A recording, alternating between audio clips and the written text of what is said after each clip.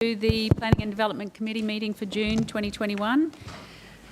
This meeting will be open to the public and will also be live streamed. I'd like to thank all of those in the room today and acknowledge everyone watching on Council's social media channels. I'd like to open the meeting by acknowledging Leader Councillor Carl, Councillors, Acting CEO, Mike Brady, and our GM Stuart Summers. I acknowledge the Aboriginal parties whose songlines traverse these lands we meet on today, the Western Waka Waka, Guybil and Jarrawa peoples, and pay respects to their elders past, present and emerging, for they hold the knowledge, the rich traditions and the bold ambitions of Australia's First Peoples. I don't think we have any attendance, apologies rather, and any leave of absences. Oh, you've got leave one? Of absence. Yes, Councillor O'Shea. Oh, we might get you to do that at the ordinary meeting, Wendy tells me. Righto. Okay. Sure. Any conflicts, declarations, conflicts of interest?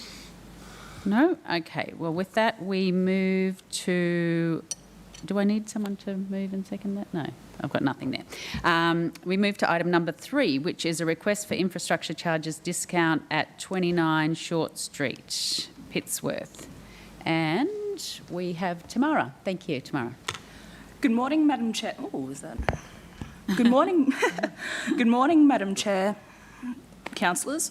The request is for a discount of infrastructure charges for an approved reconfiguring the lot 1 to 2 lot subdivision at 29 Short Street, Pittsworth. The development application approved 2 lots and to be established with sizes being 815 square metres and 813 square metres. The existing dwelling house will be retained on the slightly larger lot, whilst the other lot will be vacant. The application was approved on 16th of May 2019 and an infrastructure charges notice was issued with a total charge of $22,953.80. The resulting charges were calculated in accordance with Charges Resolution Number 3. On 9th of April 2021, the applicant submitted a request for an infrastructure charges discount in accordance with the Temporary Economic Development for District Townships Policy 2.32. The request was found to be eligible for a discounted charge as it met the stipulated requirements.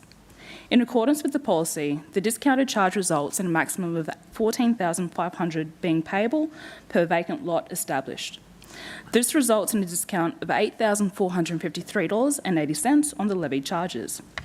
Given that the request was made in accordance with the District Townships Policy and meets those requirements, it is the officer's recommendation that this discount be applied. Thank you. Thank you much, Tamara. Any questions for Tamara? No. No. Councillor Summerfield? Just one, if I could, please. Can you tell me what it's approved for? Through the Chair, the approval was approved for a 1 into 2 lot subdivision in Pittsworth. For residential? Yes, for residential, correct. Thank you. Thanks. Councillor Taylor, did you have a question? No, Madam Chair, I was just going to make a comment that that's what Council had in mind to encourage this development in our smaller communities, regional communities, and that's what the actual policy is there for. So it's really good to see that there's going to be some infill using the infrastructure that's actually exists there. So I'm very supportive of it. I'd actually like to move it. Thank you. Thank you, Councillor Taylor. Councillor Summerfield seconds. All those... Could I Sorry, yes, Councillor Shine. No, thank you. Thank you. I'm just wondering, this is a block in a well-settled part of the town where infrastructure has been supplied for some, trunk infrastructure has been supplied for some considerable period of time. Just wondering, can you give us some insight, or perhaps the General Manager might be able to if you can't, as to how the figure of 22,953 is calculated?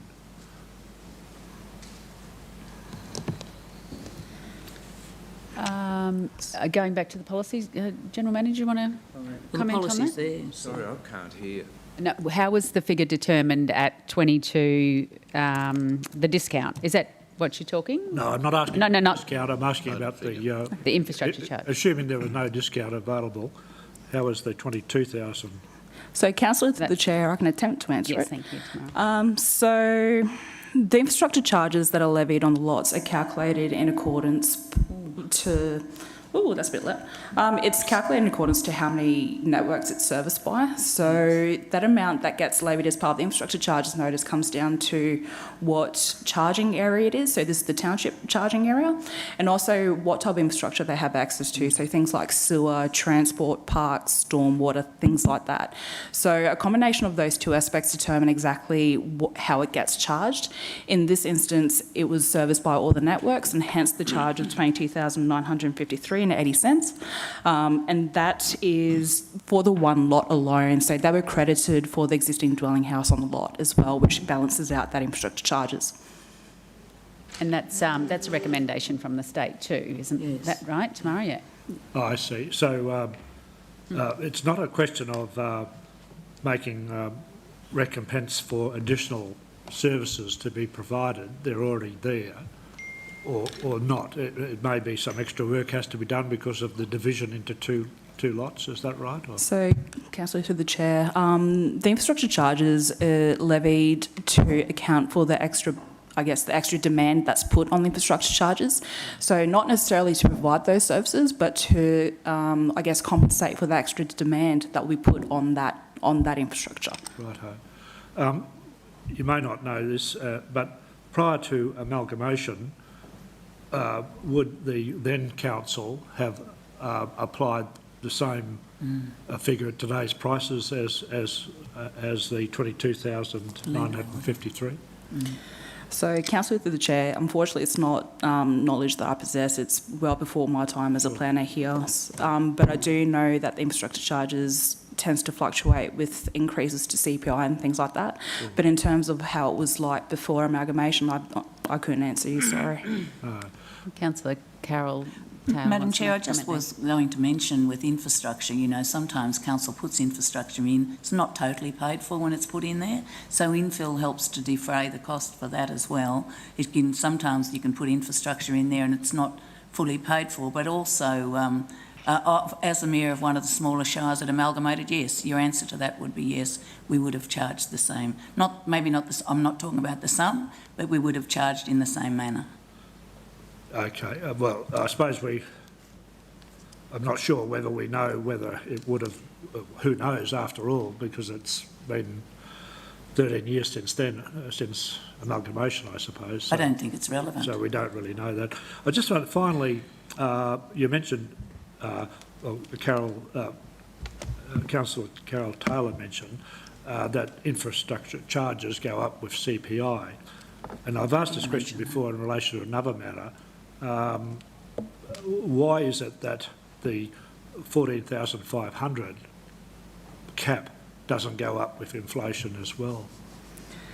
Councillor to the chair, that is a good question and one that would probably be better responded to by infrastructure charges team. I'm not quite sure how the charges resolutions get reviewed and things like that. So that's something to be thought about. Yeah, thank you. Councillor Shine, it would, to my reckoning, would be when we review the policy. We're going to have a look at whether we want to include that as part of the policy, that it might go up as well. So is that a regular occurrence, the review of that policy? No. Yeah. How regularly has the policy been reviewed? It really hasn't in that regard, and I think we had this conversation. I think last it's a temporary time. Policy. We had one at Oakey that recently. I think. When we come to review the policy, that's probably that CPI increase type, which would be strictly up to council in that case, because we're charging well below the cap in this situation. So it is a policy position for council. Thank you. Can I just ask, while we're just on that same, Councillor Carroll, I'll get to you. Can you remind me how the figure was calculated as to what the discount was going to be, the justification?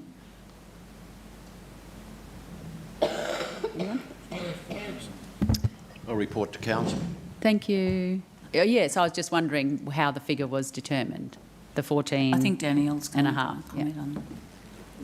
Councillors, that's the figure of 14,500 is indicated in the policy as being what will be charged for this type of development. So it's determined by the policies, and that's the 14,500. Yes, but I was wondering how that figure was determined. Oh, to be honest, I don't know. You'd have to ask the people that develop the policy, I guess, which would be our Okay. Yeah. If we could maybe just get back with a little bit of information, that'd be great. Now, Councillor Antonio. No, I'm fine, thanks. You're right. Councillor Taylor. Madam Chair, I was just going to mention this is a temporary policy.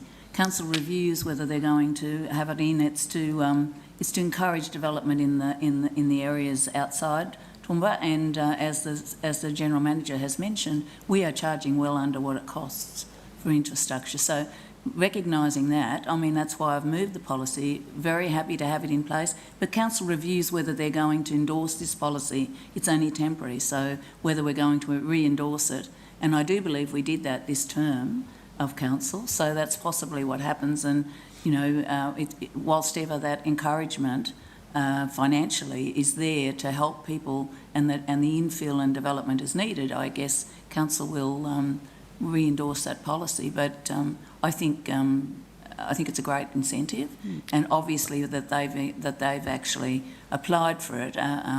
It makes a viability of developing, and I think you know, with the infrastructure charge, infrastructure costs a lot of money. So what councils want to see is infill where infrastructure already exists, and you know, albeit it may not have been paid for by infrastructure charges in the past.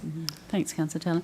And can you just remind me, General Manager, the infrastructure charges in the regional towns is less than in Toowoomba City, isn't it? Absolutely. Yes, for a thank good you. reason. Okay, so we have Councillor Shine. Just on that point, and somebody might be able to answer it, but just on that point, is it the charges might be less, irrespective of the discount, but are the costs the same to the council? Yeah. That's an interesting point. Yes, exactly. Yes, probably more. You'll notice by the heading on this policy that it is an incentives policy. It's trying to even up that situation of applying the same cost that you apply in Toowoomba was seen to be somewhat at odds with doing that in the district centres, because the district centres, of course, the cost of building, the cost of providing infrastructure is the same basically as in Toowoomba, in fact maybe a little dearer in some cases, but the price points in those districts are a lot lower than they are in Toowoomba, or generally lower than in Toowoomba. So in order to provide that incentive or a disincentive by applying the same infrastructure charges in Toowoomba, was seen as probably being a major disadvantage to development in the regions. Thank you. Well, I'm not too sure how we progress this matter, but it probably would be high time that we new councillors had a better understanding of how the policy was arrived at, and perhaps review the policy and at an information session of Yep. something. We can bring a briefing on. Yep. Thank you. So now we have a mover, Councillor Taylor, and a seconder, Councillor Summerfield. All those in favour? It's carried unanimously. Thank you. Madam Chair, if you don't mind, I'll just say a couple of words. And General Manager Summers and I went to a planning meeting with the Deputy Premier in Brisbane some weeks ago. And whilst we were separated in 2 rooms and there was a bit of trouble with connecting noise-wise, many of the mayors in southeast Queensland are not happy with the level of that's being paid for infrastructure charges. They believe it's costing far more than the level that they're charging. And I'd imagine there may be some moves in that area, and I just simply say that because that was exactly what came out of particularly Logan, Redlands and those places. They believe their costs are well above the deemed charge. Okay, thanks, Mr Mayor. Okay, so we move to item number 4, which is the Development Assessment, Regional Development Statistics Report, and General Manager Summers is going to take us through that. Thank you. Good morning, councillors. Just very quickly, I'll just run through the same summary that I normally do with this. With subdivisions approved, in March we had 33 new lots compared to April of 7. Lots sealed, again, March was 177, and we dropped to 4 in April. Detached housing, interestingly, is in the reverse to that. In March, we had 108 detached houses approved and 126 in April. And again, with the units, we doubled the figures. In March, we had 11 units, and April produced approvals for 21. The building values, interestingly, are reflected, I guess, in that in March we had $48 million of building activity across the region compared to $65.5 million in April.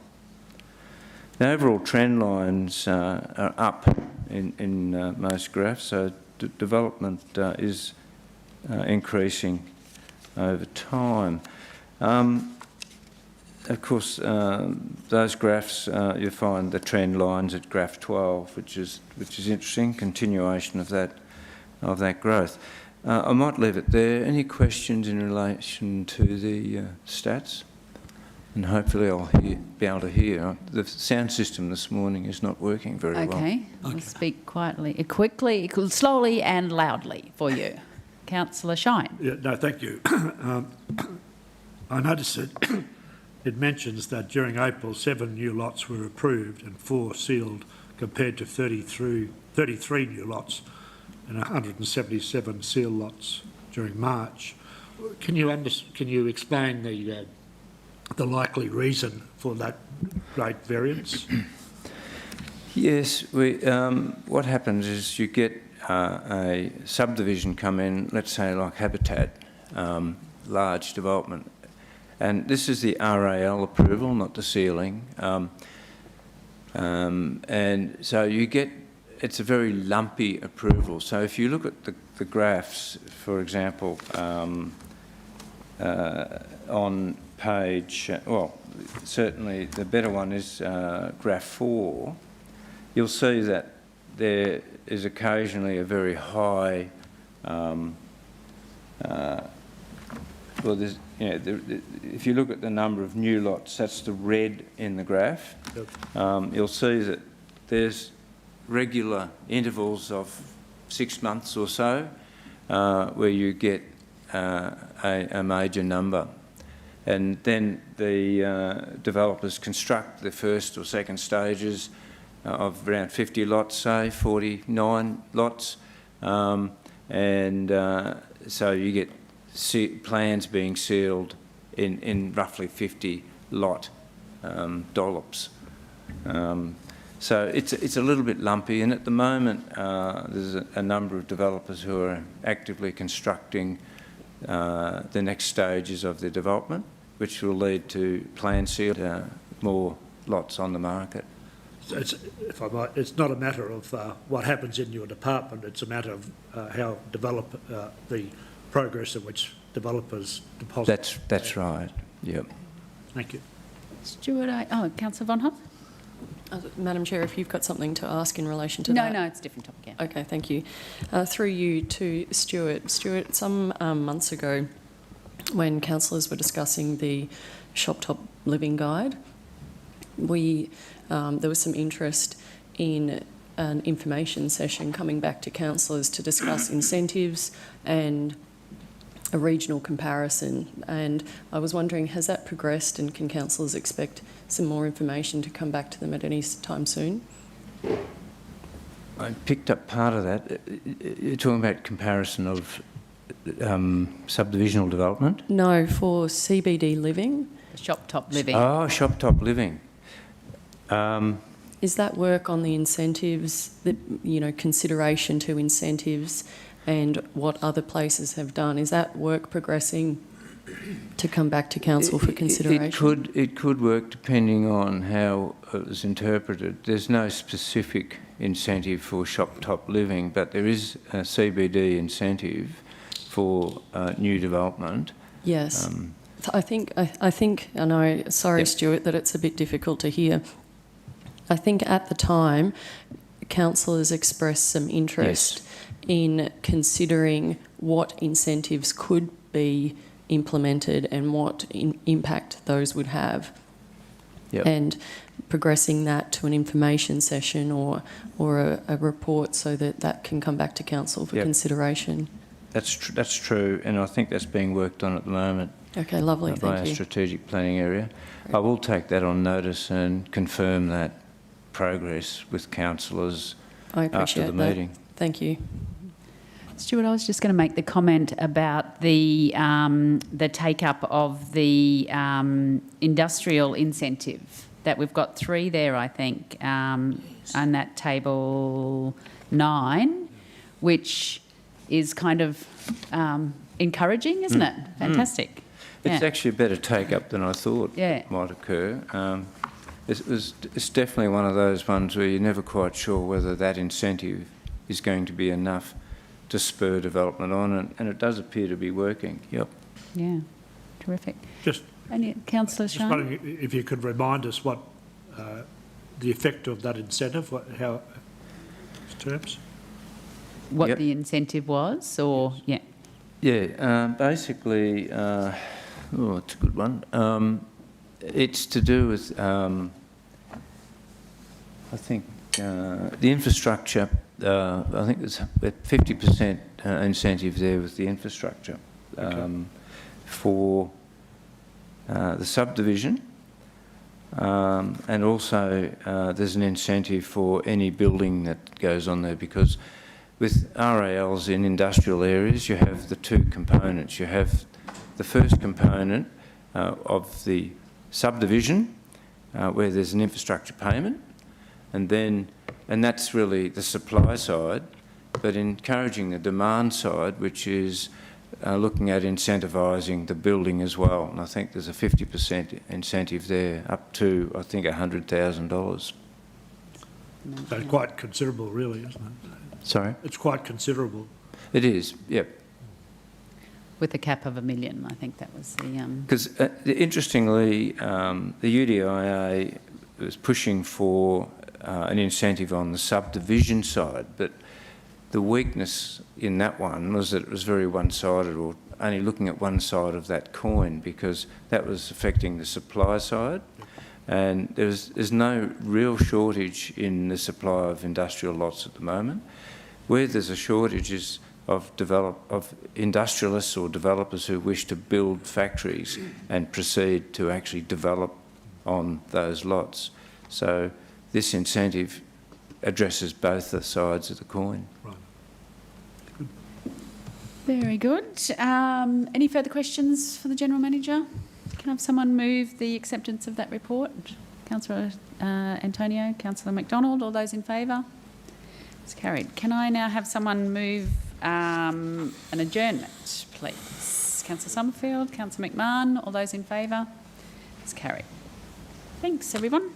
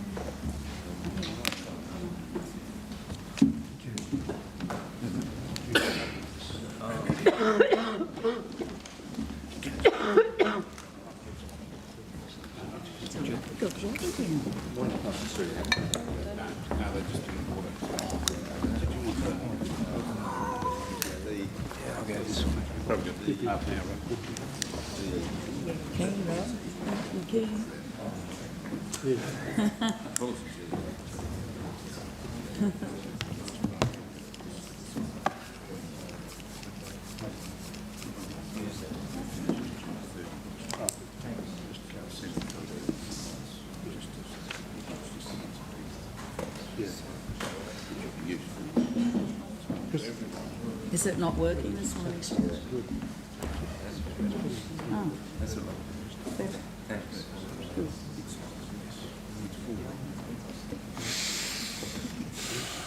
All right, councillors. Welcome to the Water and Waste Committee meeting of Toowoomba Regional Council for June. This meeting is open to the public and will also be live streamed. I would like to thank those of you who are in the room with us today and acknowledge everyone who's watching via Council social media channels. I acknowledge Portfolio Leader Councillor Summerfield, Mayor Antonio, Deputy Mayor McDonald, Acting CEO Mike Brady, General Manager Damien Platts. I acknowledge the Aboriginal parties whose songlines traverse these lands we meet on today, the Western Waka Waka, Guyabal and Jarrawa peoples, and pay respects to their elders past, present and emerging. But there's no apologies or leave of absence or declarations, so we'll move on to item 3. Highfields and Meringan Sewerage Catchment Study Planning Report. And Paul, I think Paul's going to speak with us this morning. Is that correct? Okay, fabulous. Thank you, Paul. Good morning, councillors. This report is to present the findings of the Highfields and Meringan Sewerage Catchment Study, which was undertaken in April 2021. The purpose of the report is for council to consider the findings of the report and to endorse the study for use in informing future capital works plans and the local government infrastructure plan. The study involved developing a calibrated sewerage model to consider the hydraulic capacity of the network, assess the ability to cope with future growth, and to recommend augmentations required to ensure that the network would continue to meet council standards of service into the future.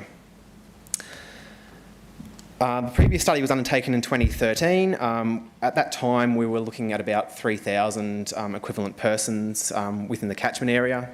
So the catchment area is only the sewered areas of Meringan and Highfields. It excludes the rural residential and large lot park residential areas in Highfields that currently aren't sewered. In 2013, there was about 3,000 people. We're looking at about 5,000 equivalent persons at the moment. So there's been quite a large growth in population over that 8-year period.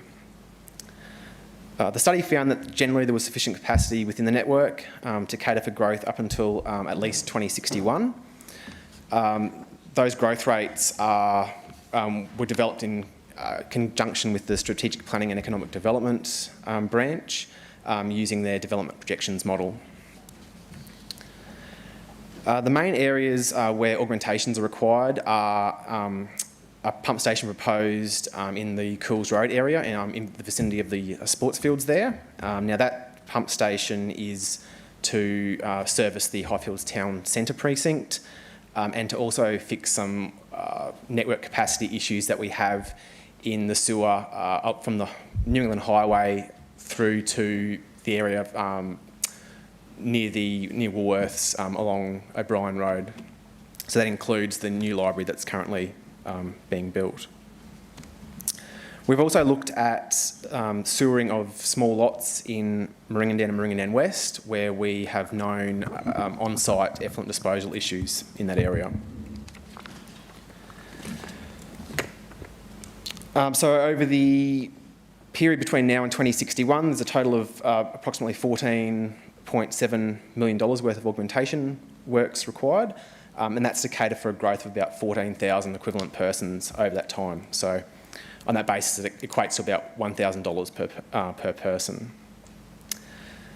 The majority of that work is, 10 million of that is required for the sewering of Meringan and Meringan West, and $3.3 million is to resolve capacity issues within the Highfields network.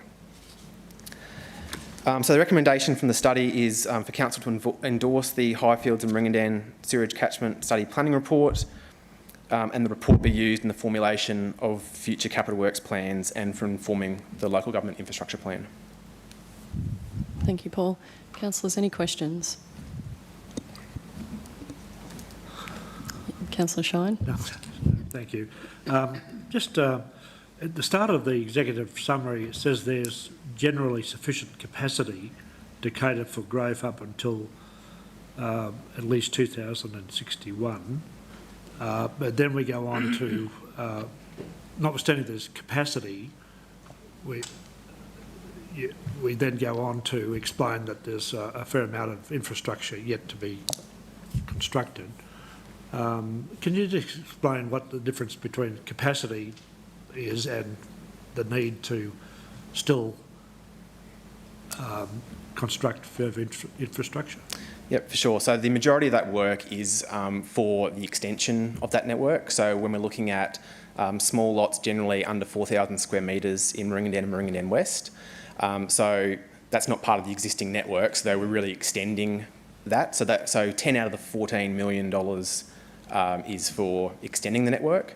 And I suppose future detailed assessment of those lots would be needed to look at soil types and so forth to determine whether that area can be shrunk down or not, or whether we do need to service that full area. But that's currently what we're looking at in Maringan and Maringan West. The capacity is to supply the water rather than to facilitate its supply. Yeah, so when we're talking about future capacity for growth, we're looking at future development areas, so an increase in population coming into those two towns, and what augmentations are needed in order to service that. With respect, if I might, with respect to that Highfields Clinton area, does this take it to in that northern end of the that Clinton area? Does this take it to the end of the PIA? Yes, correct. So we're looking at through to 2061 servicing of the PIA area. So we haven't considered growth in Highfields outside the PIA. In Maringan and Maringan West, there are areas where the growth rates mean that the PIA is fully consumed for 2061. So we have allowed for some growth outside the PIA in the Maringan and Maringan West area. Thank you. Councillor McDonald. Thanks, Madam Chair. Thanks, Toby. Just a couple little things to get some clarity around the report given. It's a Cardno 2020 report, the figures that we base this on. Just given the passage of time and where we sit at the moment, are you confident that the projected costs, and even, say, for instance, on page 104 on board books in 7 costings, which is on page, in the report is 22 of the report presented today, are you confident the costings for, say, gravity mains and rising mains from Cardno's 2020 would be consistent even with today's dollar terms? So we do a review of those costs every year. So they do I suppose a CPI assessment for us. So each year we're looking at escalating those costs. The difference between what's currently in the capital works plan compared to what's proposed in the report is largely due to inflation over that 8-year period, more so than the unit rates actually being significantly out. So it's just been a CPI change that's resulted in those cost differences. Yeah, I guess I flagged that because it's a significant change with the CPI, but given anecdotally what we've heard from water and waste and from infrastructure services in regard to the cost of actually producing things now and delays and what have you, I just perhaps every 12 months is a good idea. Obviously, the 10-year capital works then, if you look towards 2061, is any inflation built in that costing over the time? The costs in the report are all based on the 2020 dollars. Yeah. So, no matter which year it's proposed for, it's all based on 2020. The intention would be that those costs would be inflated in the capital works as the years progress, I suppose. As or when it reaches time for delivery. Yes. So, and the questions, Madam Chair, are exactly the same for item 3 as they are item 4, so I'll get them out of the road for this one and then don't have to ask them again in item 4. If you go to the cost comparison, when we talk about, so this is page 107 of the report, 8.1 cost comparison, the current LGIP estimate compared to the study LGIP estimate from 2017 to where we are today, and that's 2020. And I don't want to harbour the point too much, but I gather that the risk in today's climate is getting those to any level of accuracy where we've said, that the recommendation is that the remaining works within that will be superseded by the LGIP infrastructure proposed in this study. So there's about $1.1 million of works yet to be completed. What does that mean, that it will never be done, or does it mean that it'll be reprioritised with this study in mind? The work that hasn't been completed, and off the top of my head I can't remember exactly what was left in the LGIP, but the idea would be that what's in this report would supersede what was in the LGIP. And now, look, that changes over time. We're looking at growth patterns, where the current development applications and so forth are. And it's one of the reasons why we need to review these reports on a regular basis, is to try to keep in line with those development patterns, so we can try to keep the LGIP as relevant as possible, I suppose. And I note, last comment or question, I note in the report that it talks about there's adequate land within the PIA, and your study is on the PIA, but I would assume that infrastructure would be built with the future in mind in any regard, where there is identified gaps or shortfalls for past 2061. Would that be fair to say? Yes. One of the issues with Highfields is there's quite a large area within the PIA, and so it's trying to determine where the growth is likely to happen. We could get an application on one side of the PIA that's not serviced by sewage at the moment, and then next year we might get another application that's on the other side of the PIA that's not serviced, and we're having to put large trunk infrastructure in to service those, whereas a smaller PIA would, I suppose, help tailor where some of this trunk infrastructure needs to go, so we can maximise the capacity of that infrastructure before the next lot of infrastructure is needed. Okay. Last comment is just that I guess, and it's strategically and through finance particularly, whether we need to, for projects that are in 10-year capital works, at incremental times actually increase those values, because to go from, whatever the figure was, 6,327. 6 million up to 8.5. To 8.5 is a fair hit. So it's just a comment, and maybe that's something that the ELT team can consider when we formulate 10-year capital works, given that we're rolling into a 3-year model, and the current environment for purchasing items that are discussed in here is quite different to what it would have been 18 months ago. Just an observation, and maybe ELT can take that on board. Thanks, Councillor McDonald. Councillor Carl. Yeah, thanks, Madam Chair. A couple of questions, if I may. The first one is between pump station, on page 114 of 393 board books,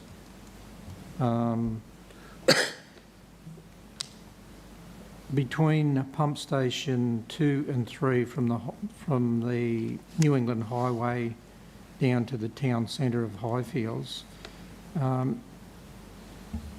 I would assume as part of this review, that piece of network, the main running down there, would be looked to be upgraded at some point in the future?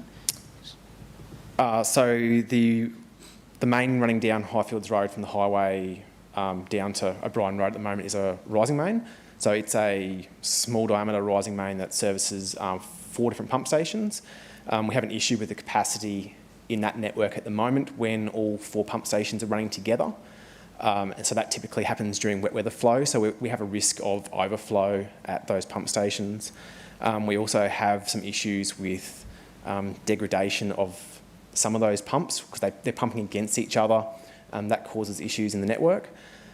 3 of those 4 pump stations are also located on the footpath, so we have issues with health and safety during maintenance and so forth as well. So we feel it's a priority that those pump stations do get decommissioned, and we construct a pump station in an area that we can safely operate and maintain. It's good to hear, because given the propensity for the development that's happening along the highway, I might add some of that detracts from town centre development. That's another issue, but that's not going to go away, that issue, that highlighted area along the highway there as a study area. The second question is,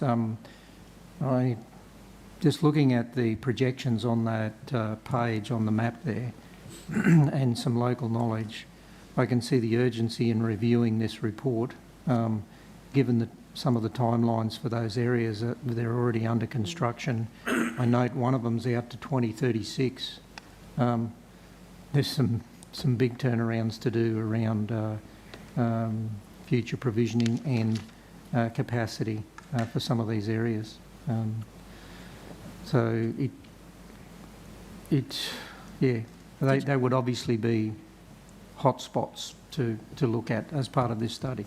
For sure. And look, in areas where we have known high growth, and Highfields is obviously one of those areas, we try to... The intention is to do a 5-year rolling review of these studies to make sure that the work that's proposed is the most up-to-date that we do have. So that aligns with those 5-year planning horizons that we look at. That aligns with the LGIP and the growth projections from SPED as well. And these studies, if I may, just a comment, Madam Chair, these studies are intrinsically linked and important to making sure that council or the community gets value for money as far as a staged, logically staged value for money progression of trunk infrastructure across a priority infrastructure area. And when we hear the cry that there are areas that are outside that should be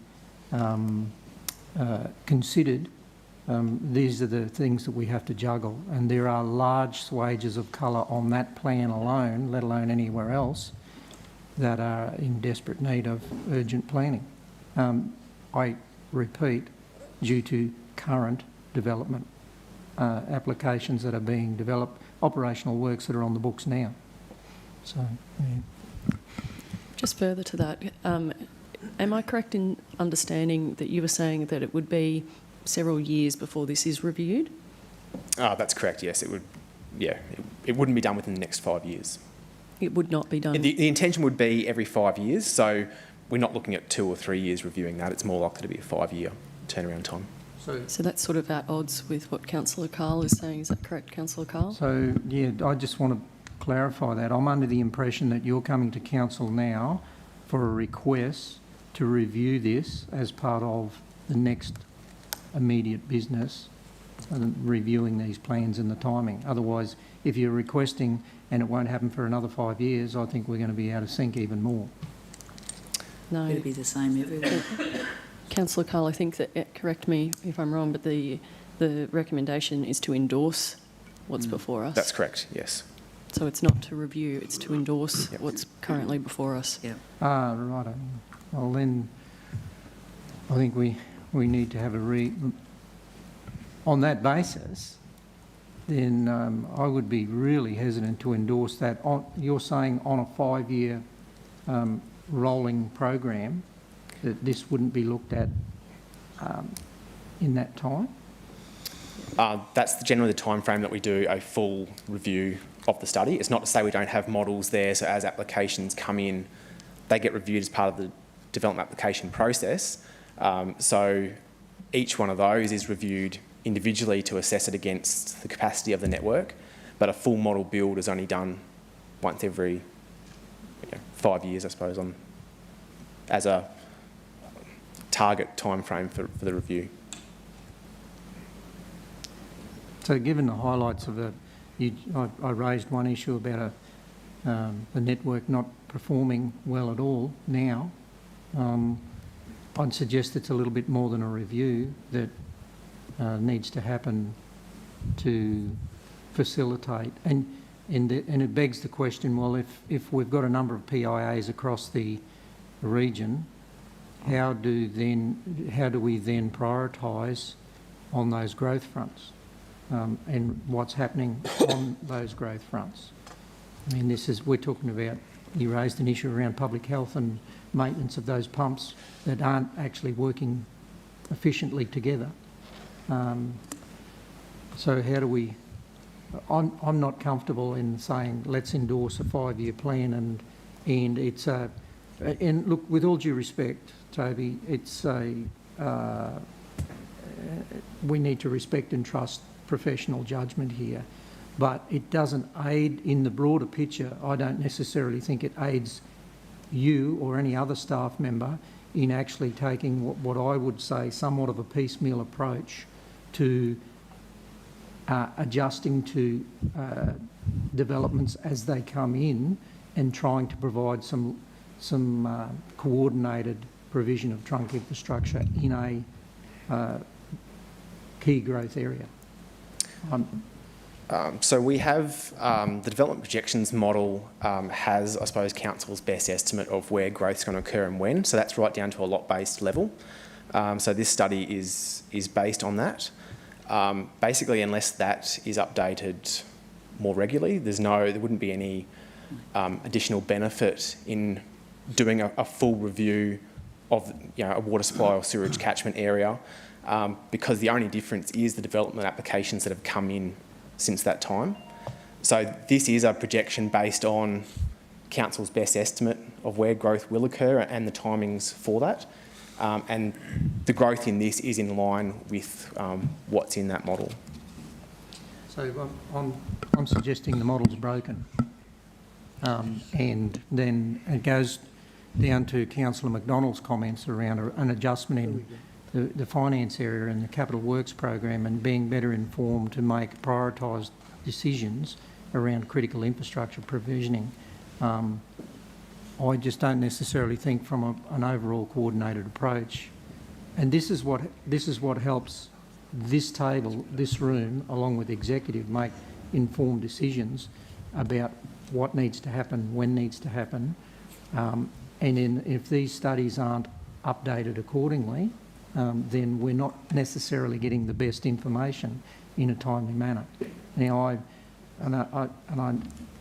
I'm not pointing the finger there. I'm saying that, and this is probably a message for all of us who sit around this table, is, well, how do we become better informed? I'd suggest that we probably need to focus on areas such as this and investing as part of the budget process in works programs, various works programs, to ensure that we are getting up-to-date information feeding into our capital works program and LGIP and other such frameworks that we are guided by. So, Councillor Carl, if you're uncomfortable with this, and thank you for those answers, Toby, give you a moment. Perhaps you'll have an alternate recommendation that you want to put forward, but Councillor Summerfield's also got some questions. Thanks, Madam Chair. Excuse me. I guess I've got a totally different lens on this resolution and the next one. I think this is good planning for our council. I think this is an asset. This is council planning for future progress, and as has been mentioned, growth has been taken into consideration, and I welcome these reports. These reports are really important for us to ensure that we do get our planning right and ensure that there is capacity in our pipes to deliver all the water and sewage, and in this case both of them are sewage. I just don't understand, I'm sorry, but I believe that having these 5-yearly reports are integral to our council being able to deliver through capacity in our sewage system. So I just don't understand it at all. I think we are heading in a very good direction. We're planning for our future, where every 5 years we're reassessing it based on what growth has occurred, etc. And I just think this is a good outcome, and that I'd be very supportive of it, and I'd be happy to move it if there's no more questions. Thank you. Yeah, sure. General Manager Damien Platts would like to make a comment. Councillors, I appreciate your commentary there in terms of the frequency of these reports. We live in this community and we don't operate in isolation. When we put this report, when you pass your resolution and we put this report into the shelf, it sits no more than 3 feet from Toby and Paul. We see every single planning application that comes through, and water, sewage and waste are consulted on that. To the extent that development outside the PIA or outside of estimates within this report was material to the outcomes of this report, of course we would do an update.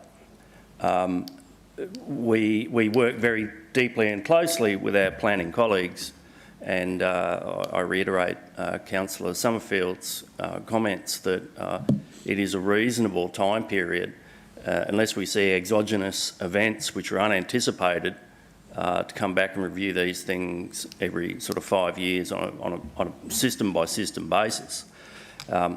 Councillors, we're also right in the middle of updating the overarching water strategy and the wastewater strategy. The waste strategies were quite well done, and the overarching water strategy and the sewerage strategy had become somewhat dated, and the first iteration of that came through last December, and we're now working on Chapter 2 of that overarching material.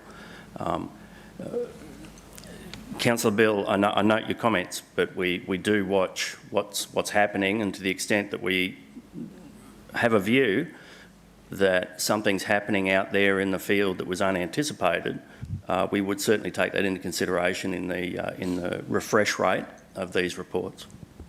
Councillor Carl has a question for you, Damien. Yeah, look, this isn't a debate stage. I absolutely concur with the long-term planning, or what should I say, medium term, if probably even less. Absolutely critical. But what I am saying, in the context of multiple growth fronts, and I'm not just talking about one network here, sewage future demands, there are five networks, could be more. Mr. Brady picked me up on that one. But for a coordinated, overarching approach from a whole of council, I am suggesting that we need to probably consider either a partial review. We might even need to consider the timeframes on our growth projections around a holistic review on PIA by PIA. Now, we all know, or if we don't, we will become more critically aware of the affordability of a number of growth fronts in our region, in Toowoomba and the donut area surrounding it. That's why I'm raising the frequency of 5 years, and I think it's too long. I think we probably need to have more than a development by development approach to this. Maybe we need to have a restructure on how we bring these in an orderly fashion, a coordinated, prioritised methodology or approach from a broader growth front. Because there are networks outside of this that struggle, and I heard the finance chair over here talk about projections, and that's where I'm going about. I absolutely concur we do need to do this, but I'm suggesting we probably need to review the timeframes in the climate of the growth that's happening in our region, and we know some of those triggers that are happening right now before us. For us to do a 5-year and whatever review time we have on the other networks, maybe we need to have a strategic discussion as councillors and executive about, is that sufficient for the growth spurt that or the phase that we're in now? Councillor Carl, thank you for your comment. And Madam Chair, I'll take that as an action to discuss with the ELT and progressing that. Well, councillors, I'm in your hands. I've got a mover in Councillor Summerfield, but Councillor Antonio has just raised his hand. I'm comfortable to second it, Madam Chair. I think the planning that's been done is good. I think it's the appropriate thing at this point in time. And don't forget that we can revisit these things if there is an issue that does emerge.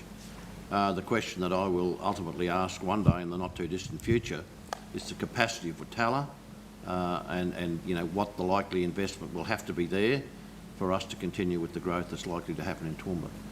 It's not relevant today, but I think this network study, as far as I'm concerned, my reading of it is appropriate for this point in time.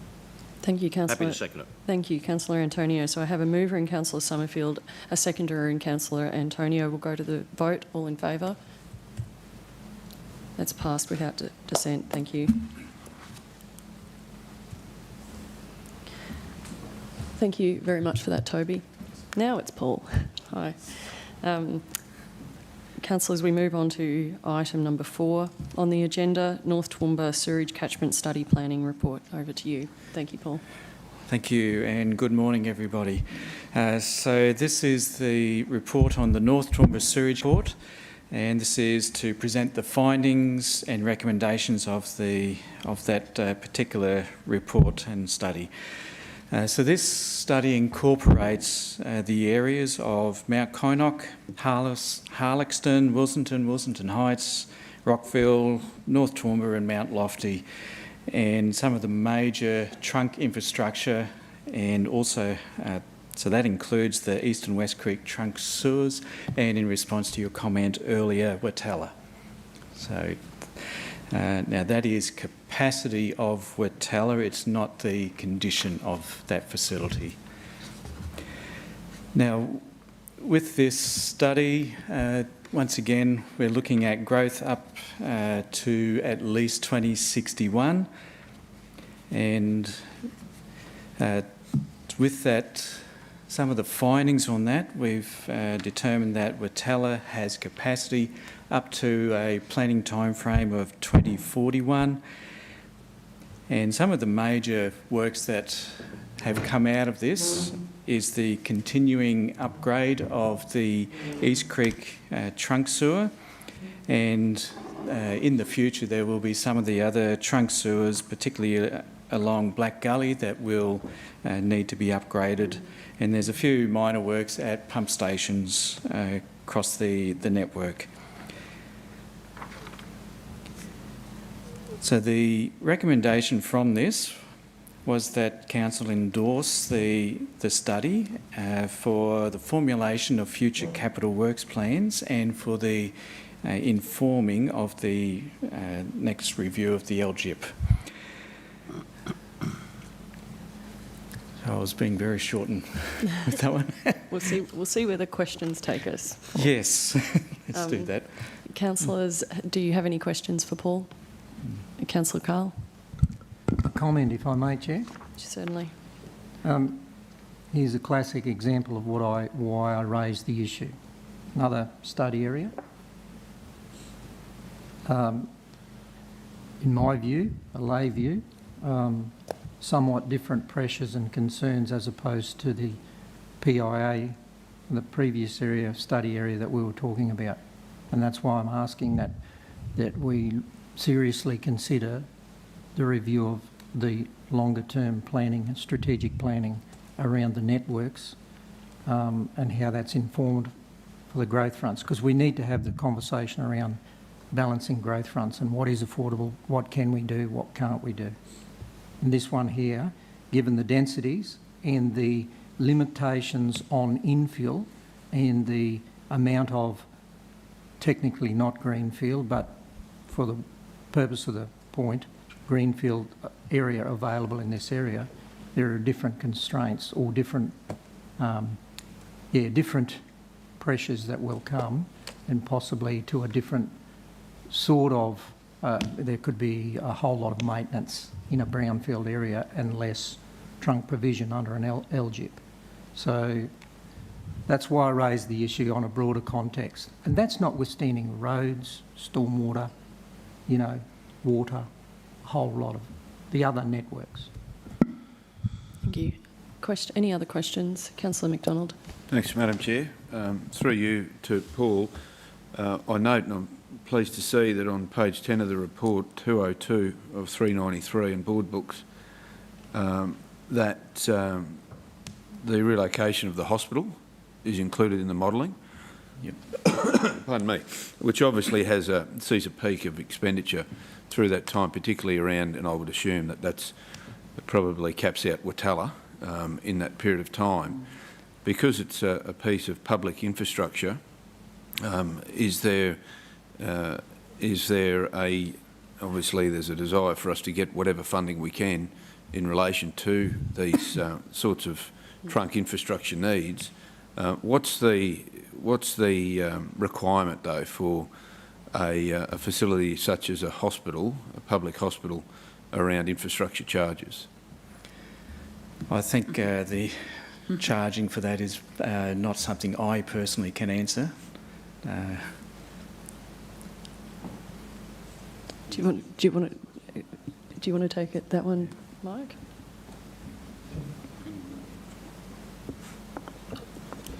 Generally, state government infrastructure doesn't come with any payment of infrastructure charges. Also, state government development, so be it e.g. of recent times, the Highfields High School, the State Secondary College. They will, as part of their development application, propose and support potentially some external works to the, such as road or that sort of stuff. They do whatever minimum necessary upgrades are necessary for their development to work, but there's no infrastructure charges from the state, generally speaking. I guess, Madam Chair, the point I raised there is the importance of this plan when we think forward to those additional loads, albeit shifted from one area of the city to another, but it will be an additional load. So this document will be critical as far as our future planning is concerned, and perhaps conversations with the state in regard to where we're at in capacity. We already know that 2041 is around about the figure. So yeah, I was just pleased to see it in there. It took me a while to dig into it to find it, but I was pleased to see it in there to give us a full understanding, because we obviously want it to happen, but we need to be made fully aware of the implications on existing networks and what that may mean. So it's a good document in that regard. Thank you, Councillor MacDonald. I just have one question, Paul. In the executive summary, page 185 of board books, we get the timeline and the associated costs, and in 2026, there's a fairly modest requirement of $200,000, and then it ostensibly is held over, and then in 2041 we're looking at a little over $40 million for a new water treatment, waste treatment plant, correct? Yes. That's the, at a very broad level, the plan. Correct. Yep. Yeah. So those numbers you see there are what's currently in the capital works plan. They may not specifically deal with the trunk network that we have looked at in this study. So it's for the trunk network as a whole. Yep, but so that we have an idea of where we're headed. Yes. Yeah. Any other questions, councillors? If Councillor Antonio. Through you, Madam Chair. It's an uninformed concern, but I was concerned when we built the pipeline all the way around from the south and the west and focused on Watala as the single point of treatment. I was too. I think from a strategic point of view, if something went wrong there, it could be quite worrying. Are there any plans longer term to, I mean, the pipeline we put around obviously has been built so it could be modified to take untreated water either way, I'd imagine. That's what I picked up at the time it was done. Any other plans for other locations for a treatment plant?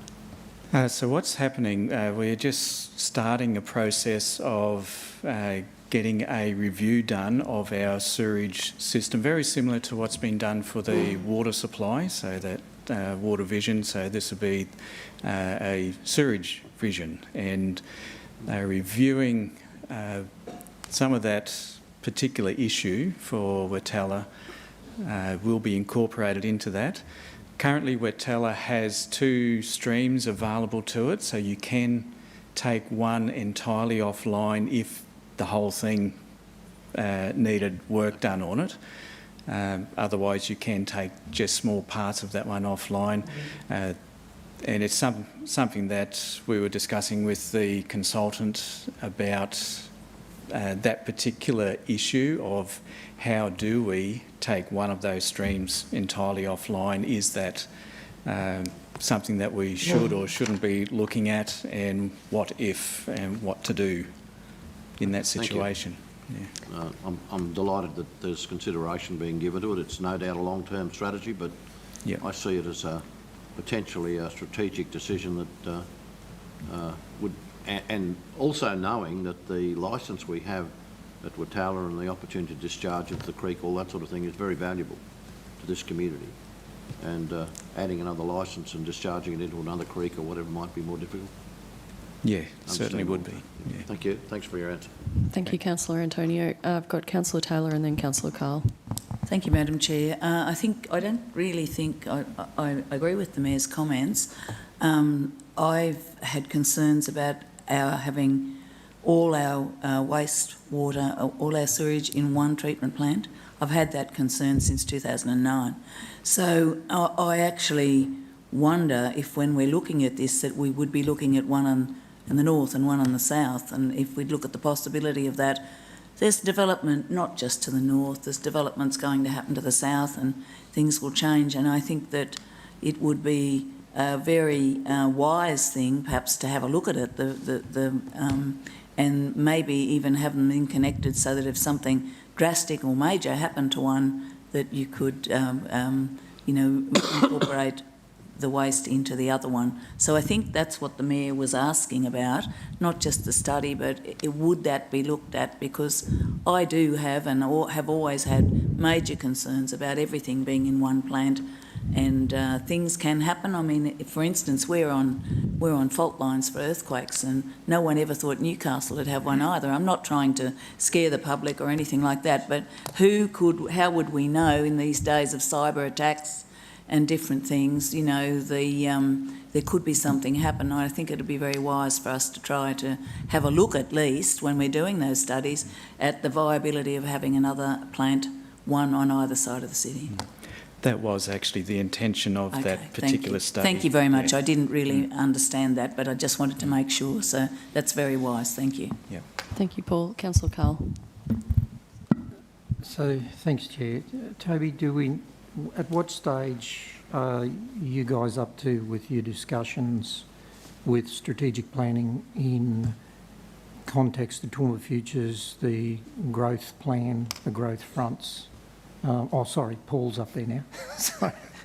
Sorry, Paul. At what stage are we with it? Because this is a conversation about planning for future infrastructure provisioning. But we've got to be very careful about where we determine where growth fronts are. Some of that will be associated with low-hanging fruit and what trunk infrastructure already exists. But the important discussion going forward, the bigger one, is how does that marry up with growth fronts? How many growth fronts? How many can we afford? That stuff. So in the context of that, where are we up to with those discussions? I'm not sure how to answer that one in particular, because, yeah, if you didn't mind. Councillor Bill, thank you for the question. I'm on the board of the project, which has been run through the planning group on the update of both the planning scheme, the growth and demand, and the LGIP. Water is one of the pillars, water and sewage is one of the pillars, underpin both informing and being informed by the planning scheme update.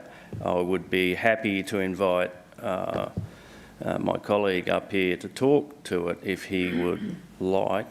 Otherwise, we could run a separate information session or take a question on notice and respond with the level of integration which is happening. But I assure you, at the officer level and at the general manager level, those conversations are progressing and have been progressing for a little over 12 months. Yeah, look, I'm not suggesting we stall this because it's critical infrastructure. What I am saying is the thing that rings bells for me is the importance of the timing of the discussions around the strategic planning growth fronts for these very reasons, so that we then get some sort of order and priority. I don't personally believe that having all the growth fronts that we do now on the books is financially sustainable, and that's my personal view. Sure. Shall we take that as a comment for inclusion in potentially an I guess session? perhaps a question then. These documents aren't static, is that correct? If we were to receive information that tells us we need to reevaluate it before the 5-year mark, that would come back to us. And correct. Does that satisfy you, Councillor Carl? Yeah, But you're asking I'm merely highlighting that we possibly need to approach the way we do business a little bit differently in the future because of some of the areas I've outlined. I don't suggest that it's a normal course for any organisation of this size to do things the way they've always been done, and that's not a reflection on... Correct. You know, we have to press on with critical infrastructure provisioning, but it's critically, on an affordability issue, is going to become it'll become a more of a challenge, I believe, in the future for this council, and it's back to affordability for ratepayers, and that's why I'm continuing to prosecute this way in which we go about prioritising our business. Councillor Bell, had our founding fathers and mothers of this beautiful city had contemplated a little more about the exact location, we may have had more water flowing to us, but Madam Chair, as you've repeatedly said, no water flows to Toowoomba. It's lifted to 670 metres. And then, you know, councillors, on the aggregation or disaggregation of wastewater treatment plants, there is a long-standing trend throughout the 77 councils and 180 registered water and sewerage providers in Queensland to aggregation, i.e. centralisation, and then decentralisation. With decentralisation comes additional plants, additional staffing, different technologies, different update rates. It does come with some surety of all your eggs aren't in one basket. But then sizing 3 plants to be able to treat all of the sewage from Toowoomba would be, may I suggest, astronomically expensive. That kind of vision, you know, we're happy to work through it during the second chapter of the water vision, incorporating great... the aggregation and centralisation of all the sewage into Watala does give you additional external benefits in that the opportunities for economies of scale in the treatment of that wastewater and the opportunities for the resale of that from a centralised point. So the advantages and disadvantages of both. Thank you. Thank you, Damien. Stuart, did you want to make any comments in relation to Councillor Carl's questions, or are you happy to take it on notice? I'm really happy to take it on notice, but I'll just say that the growth fronts are not there by planning, it's legacy. They are legacies from the previous structure that we had for local government in Queensland, and but through this type of planning we are rationalising the costs as much as we can, and it's very difficult to pick winners when we start saying, well, we're going to promote this growth front and not that one. We will bring the roof down on our heads without any doubt. So it's one of those conundrums where we try and keep as many balls in the air as we can. But it's a legacy, but we have to live with it, and we've been living with it, and I think doing a reasonable job in meeting the infrastructure requirements as we've gone forward. But we'll take it all on notice, and there's going to be a number of opportunities coming up soon to talk through the growth strategies for this sub-region, and I think a lot of these issues will emerge again, and it'll certainly give Councillor Carl and other councillors the opportunity to talk about the growth fronts, a number of them, and the desirability of whether we extend the PIA or not. Thank you, Stuart. I think you'll get agreement from Councillor Carl about the growth front legacy. Councillor Antonia, thank you, Madam Chair. That's what I was just going to mention. I mean, I don't know that this is the place to be discussing this. I think that we should have strategic workshops working through these, and particularly, you know, to see where we're at and other things, and And GM Damien, I take on board your comments about extra staff and things, but we had the World company shut down last week because of cyber attack. And I think, that has to now, that's probably another thing for the future that we now have to manage in our risk register as well. So, I think, it's a lot of things to think about. But I don't think right now is the time to have this. We need, as councillors, and we can call in and ask for a strategy workshop on these things. And I think that's the area that with our staff we can work together to try to work through them. Thank you. Thank you, Councillor Taylor. Councillors, are there any other questions? And if not, do I have a mover for the recommendation that's before us? Councillor, my brain this morning, Summerfield, Councillor Antonio, all of those in favour? Councillor Taylor, is that a up for you? Yes, yep. sorry. That's carried without dissent. Thank you. I'm sorry, my apologies. Can I have a mover to adjourn the meeting, please? Councillor O'Hara-Sullivan, Councillor Melissa Taylor, all those in favour? Carried. Thank you.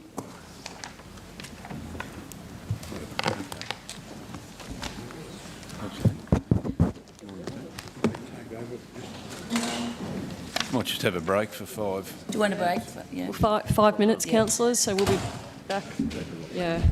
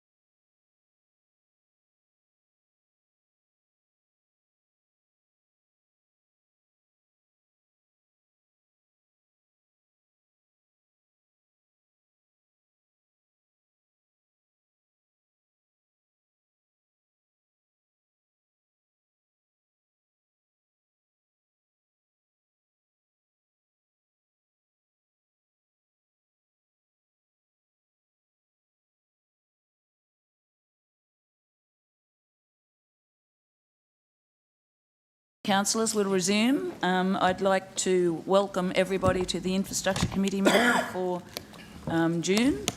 And this meeting, as you know, is open to the public and is being live streamed. I'd like to thank everyone who's in the room with us today and acknowledge everyone watching via the social media channels. I don't think we've got too many in here at the moment. Maybe they're still out of coffee. I'd like to acknowledge the Mayor, Deputy Mayor and Councillors, our Acting CEO Mike Brady and our Infrastructure General Manager Mike Brady, and I'd like to welcome the Manager of Transport and Drainage Planning, Rod Betts. I'd like to acknowledge our Portfolio Leader, Councillor Melissa Taylor. And I acknowledge the Aboriginal parties whose songlines traverse these lands we meet today, the Western Waka Waka, the Gibel and the Jadawa, and also the Biggerman people to the west. And I'd pay my respects to their elders past, present and emerging, for they hold the knowledge, rich traditions and bold ambitions of Australia's first peoples. We have no apologies, and we have one item on our agenda for June, and that's the footpath network development plan. And I'd like to ask Rodney Betts if he might introduce that. Thank you. Yes, thank you, and good morning, Chair, Councillor Taylor, and good morning, councillors. Firstly, I think I'd like to start by congratulating our team in the transport planning area, who have put in some significant effort over a period of some 18 months or more to develop particularly the methodology behind this plan and in undertaking the quite significant body of scoring and analysis work to be able to present and Rod, if what we're talking to today. I could endorse that on behalf of Councillor Melissa and myself.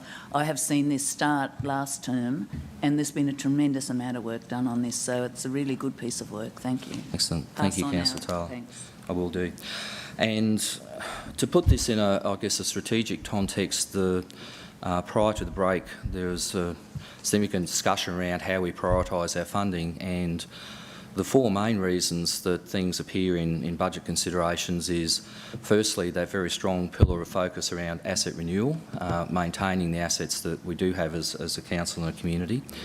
The discussion prior to the break was largely around how do we deal with growth and ongoing growth, this future-looking view of the world. Whereas this particular network plan is more looking at where we have opportunities to improve what we already have in our existing communities and how we might better deal with the many requests that we get from people for those improvements. So just to sort of put that in that strategic context, this particular plan is more in this dealing with how can we address this substantial gap between how footpaths and walking paths have been historically provided across our city and our regional townships compared to our modern day expectations with modern urban areas.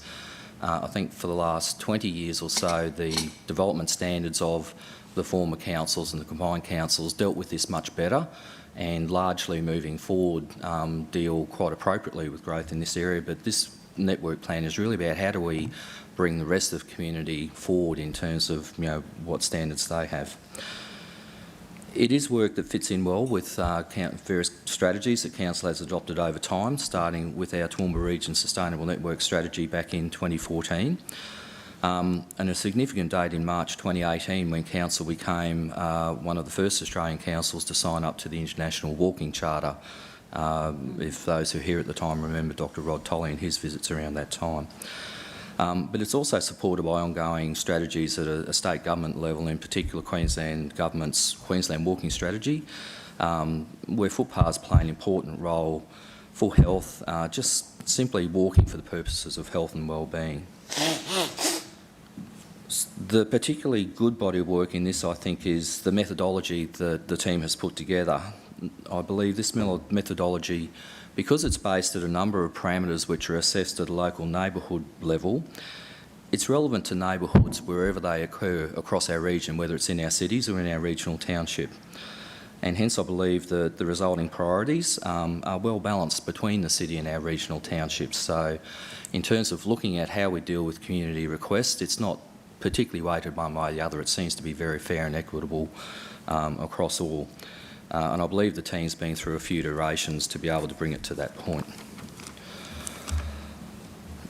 So the reality is that we have over 3,000 pieces of footpath which we've identified across the region which, if those developments occurred today, would be provided by those developments. So it is a large body of work. It's a substantial body of work, even at an estimated cost sense. And comparing how we develop these works programs over time, we have traditionally spent an amount of money on footpaths each year, but at the rate that we have been spending in recent years, we would potentially only see 4 or 5 of these sections delivered each year moving forward. So that said, the plan itself is very much a desktop analysis. There's still the next level of program development to get to, whereby we will be looking at the top group of priorities from this body of work, actually looking at what these mean on the ground.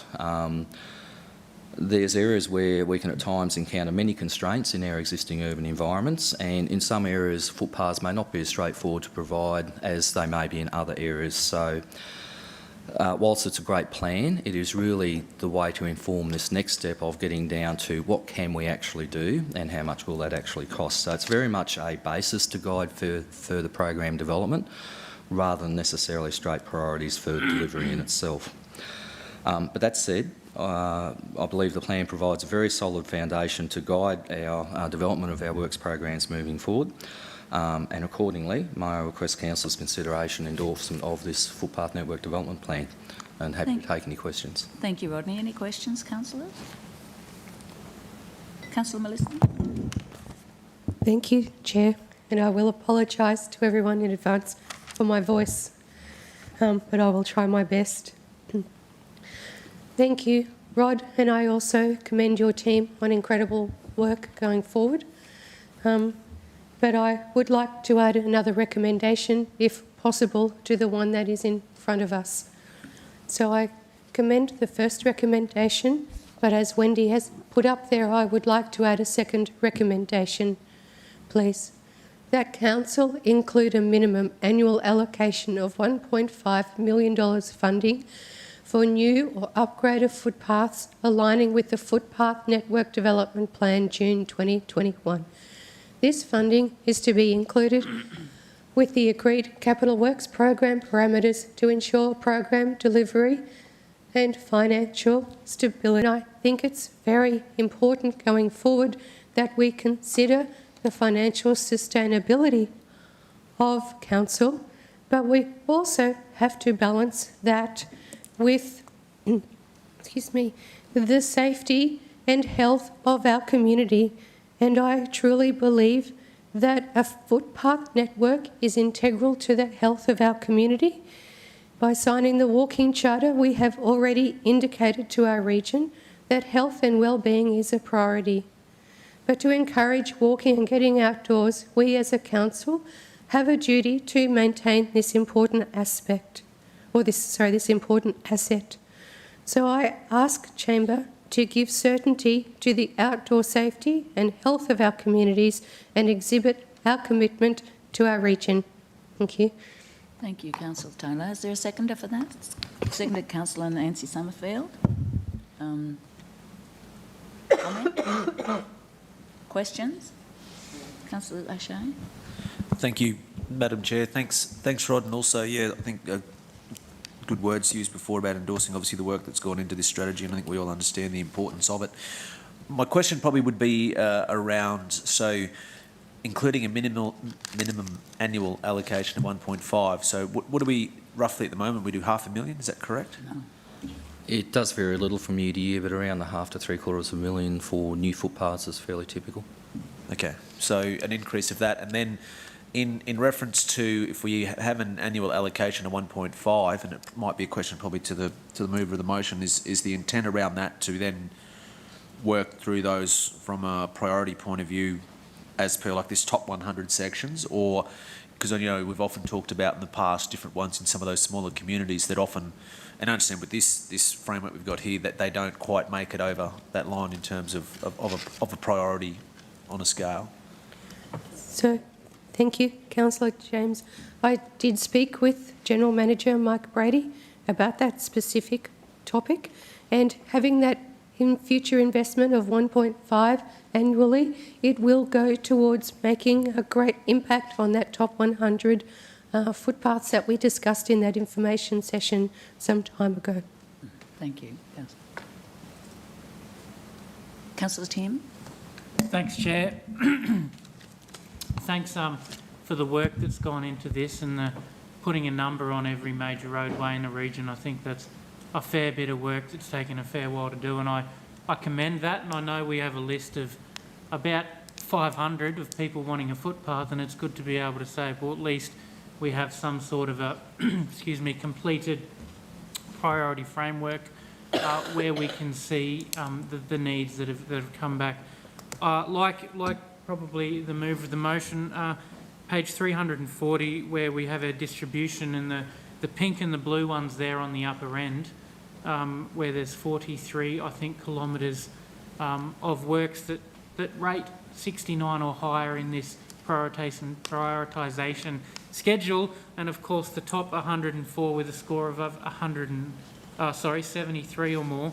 I was a little bit saddened to read, and this is 328 of the report, in the financial implications that at present, with our $500,000 budget a year, we're looking at 16 years at current standards to deliver just the pink section of this, which is the rated 76 or higher. So the highest priority footpaths in this 16 years to deliver that. In my opinion, this is a little below the 8 ball, and I would love to see us really upping our standard on this. We've talked so many times about alternative transport, about the need for walking, biking, scootering paths, and, you know, I, like everyone else, go for the morning walk, and when you've got to walk on the grass, the dew in your shoes is almost not worth it. And so we want to encourage people outside. We want to encourage people to be active and healthy, and I support this. I suppose my question is regarding this proposed motion. We want to do it 1.5 in the budget. Are we a bit late to it for this coming? I mean, we're doing budgets finalised next week.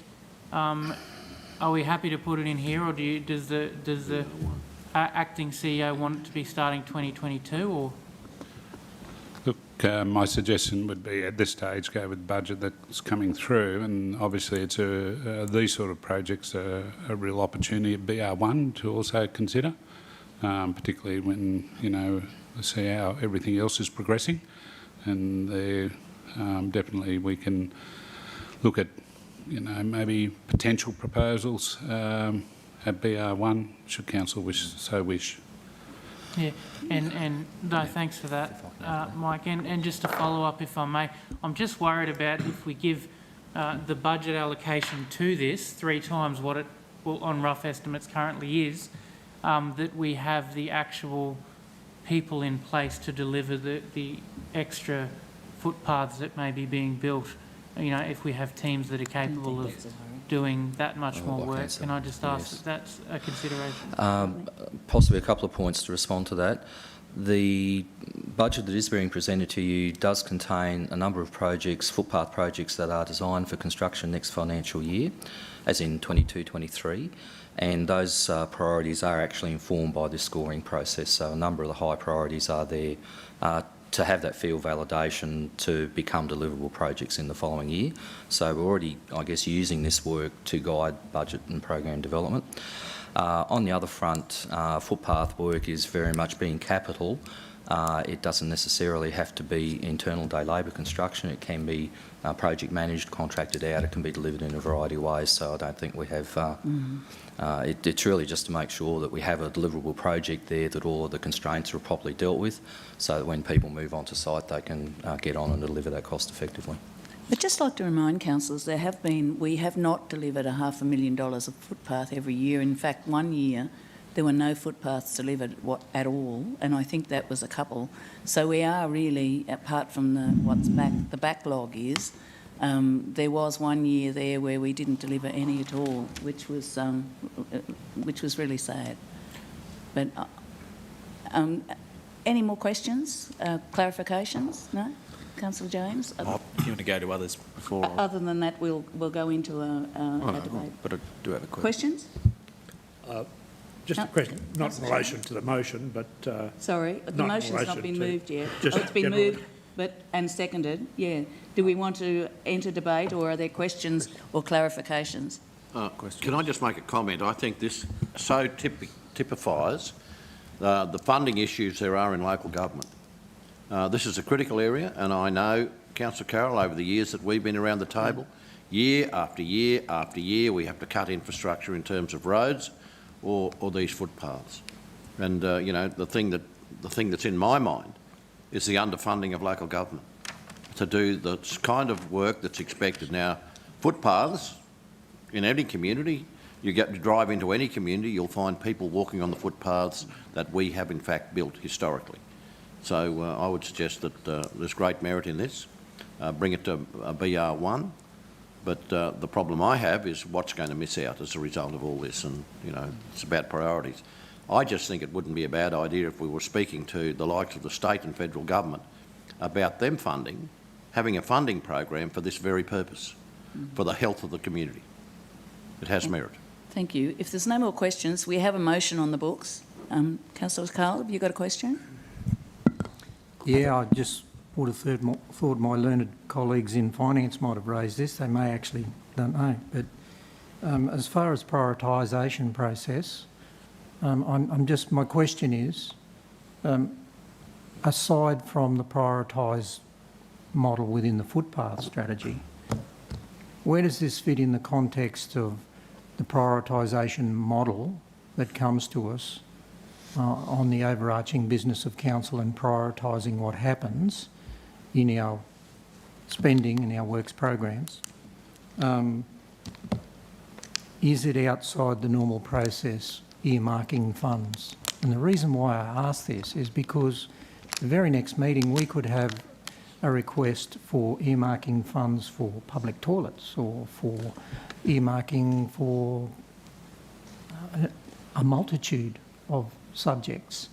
Therefore, is it an erosion away, a step away from our overarching prioritisation model that helps formulate our funding or our budgeting process? I'm able to talk to that. Thanks. I did. Yeah. No, that's fine. Notwithstanding the importance of the topic, but no, that's perfectly fine. I was going to actually mention this prior, but we have a workshop which was agreed upon by councillors coming up very soon around the prioritisation model. So this will obviously feed into that. But I guess this is the step prior, which is identifying an asset that needs either renewal or an upgrade or new, and that then will inform the prioritisation model. What this council has the opportunity to do is actually secure funding for a program, and in this case it's clearly identified that there is a need for this, with the prioritisation model, making sure that we keep, and that's why I'm very comfortable with the motion that's been put forward by Councillor Melissa in regard to an agreed capital works program. Now that can change year on year, but it fits within that parameter. So when these sorts of things come to council, it is the prerogative of the council to actually say, yes, it is important for these reasons.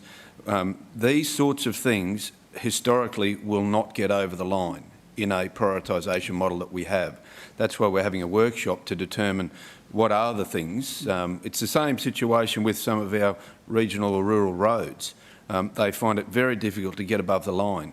So this body of work will help inform the highest priority within this area, and then the prioritisation model will then say, okay, councillors, so you've obviously identified that this is a high priority for council, making sure for the variety of reasons. It then will elevate it in that prioritisation model. So it is a way of this council making a decision which will inform the overarching strategy as to what gets in and what doesn't get in. So this is one sure way of doing it. You're right, there could be other things that come forward, but they need to be treated on merit. And you don't know what, we don't know what they might be. It may be public toilet blocks, it may be something like that, which is a rolling program within the department. The challenge with it, and we've seen with a couple of things, is rarely do they get above the line because of the reasons that we know of, water, roadways, whatever it might be. That's why this program is a good program to help inform that. So we are having a workshop and that'll be in the next probably 4 to 6 weeks, I'd imagine, after the budget. But I agree, Madam Chair, if I could just mention that the second recommendation put forward by Councillor Melissa does give a clear indication this council is serious about making some headway in this. It also allocates a minimum, and the reason that I assume the reason is there because through LGIP funding and private development, there will be new footpaths that will be built. But we have a legacy of some footpaths that are in need of repair, and from a financial sustainability model and an asset sustainability model, we need to do that level of renewal work rather than the new and upgrade. So this is, we're actually just, we're not even encroaching on where we need to be because we've got a depreciation value around 2.5 million and we're suggesting 1.5 million. That's why the minimum amount is a good one, because there may be some external funding that comes our way. So we're not saying only 1.5. In fact, I think the budget for 22-23, the proposed budget next week, comes very close to that minimum allocation. So things are happening, but this, to put it very succinctly, will help inform the prioritisation model that we'll workshop in another 6 weeks as well. Thank you, Councillor McDonald. And the depreciation argument is a really good one because we use the depreciation to fund other things. Councillor, a follow-up, Councillor Carl, because other than that, we need to go into debate. I don't feel as though my question was really answered. Earmarking of funds before a budget process, notwithstanding, and that wouldn't that be the reason to actually to wait for this workshop and have an informed discussion? We re-prosecute the prioritisation model, which has been a chestnut of mine for a long time.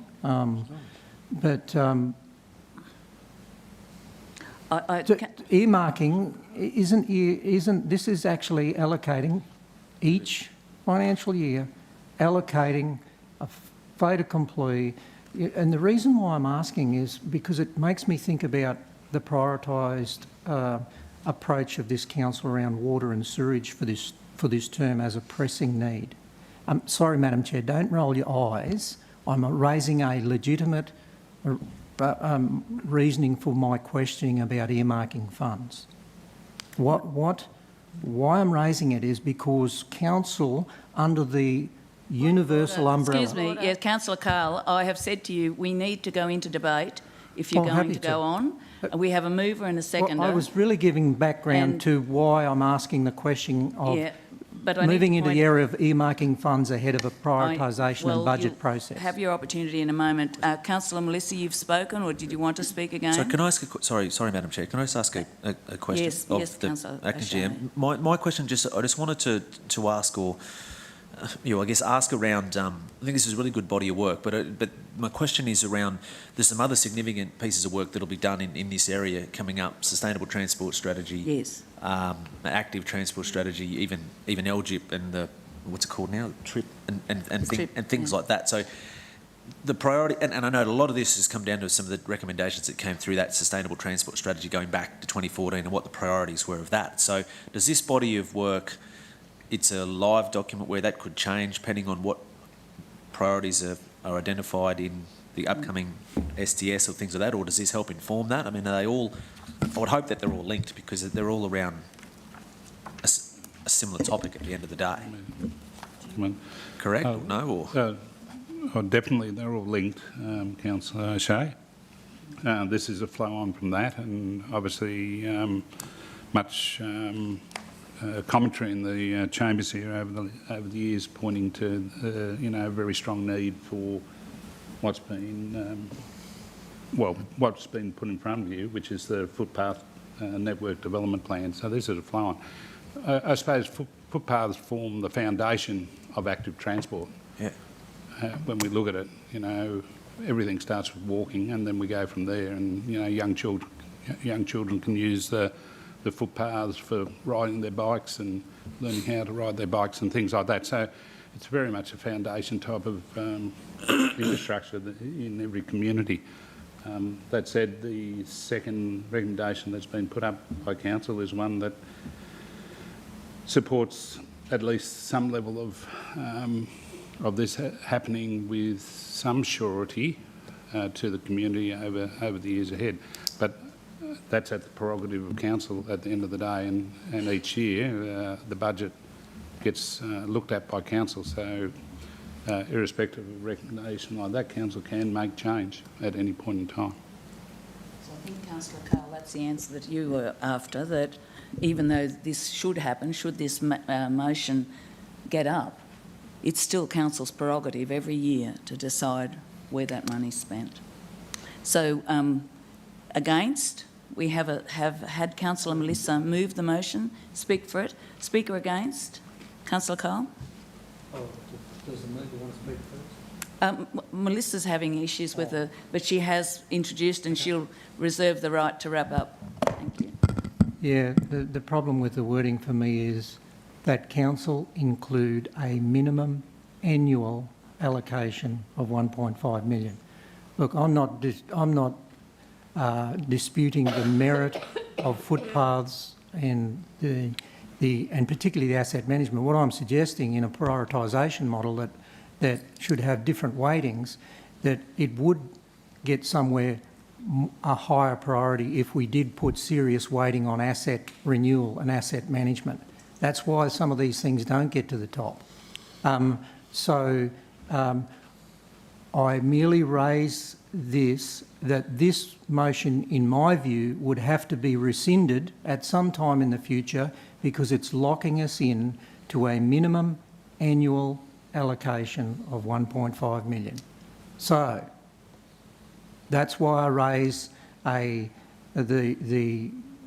a comment about let's wait until we have the strategic workshop on re-prosecuting the prioritisation model and the weightings we put around asset management and renewal and depreciation and a whole host of other topics. I feel that legitimately we would have to rescind this recommendation at some time in the future if council wanted to change their tact or direction. So that's why I raise it's locking us in. And we went through great lengths over and for a number of years now, and it's high time that this council had the important discussion ahead of making a single decision on a single piece of network. It's high time we had, this council had the strategic discussion and look at this again. I think we're putting the cart before the horse. Notwithstanding, I'd love to see a lot more footpaths rolled out. But if we're going, we could be undermining the very model that we want to approach in an overarching manner and look at that at a new way, new capacity of how things are prioritised. Thank you, Councillor Cole. Speaker 4, Councillor Summerfield. Thanks, Madam Chair. Look, it's important that we realise that this motion can be changed at any time down the track in future years. So the amount can be adjusted, but I think this is a good baseline for us to start from to ensure that we actually get on top of our footpaths. At any time, this can be amended, and I fully understand that we're giving this a step up in priority, but there's a reason for that, and Councillor McDonald touched on it earlier, saying that you know, it might not get up in priorities. And as Councillor Taylor said earlier, and I recall this quite vividly, we had one year where we spent $0 on footpaths, and that should never happen. And so I'm very supportive of making sure that this does become a priority. You know, we've talked about all the benefits of it, the health and safety and all that sort of thing. This is a really good strategy for this council going forward to ensure that we continue to develop future footpaths as well as upgrade our current footpaths, ensuring safety and well-being of our community. And as I said, it's easily amended down the track should we need to do so. Thank you, Councillor Summerfield. Speaker against? Councillor Shine? Yeah, no, thanks. Like Councillor Carl, I'm not against footpaths, and the more we have, the better. But his point that he stressed in relation to the budgetary matters, etc., I think are important. I don't really see the sense in passing a motion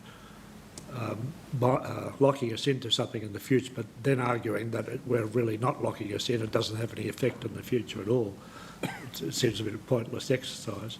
What I would, if the mover of the motion were to agree, I would support a motion that says that council consider the inclusion of a minimum annual allocation of 1.5 rather than requiring it to include it. Councillor Melissa. Thank you, Councillor Shine.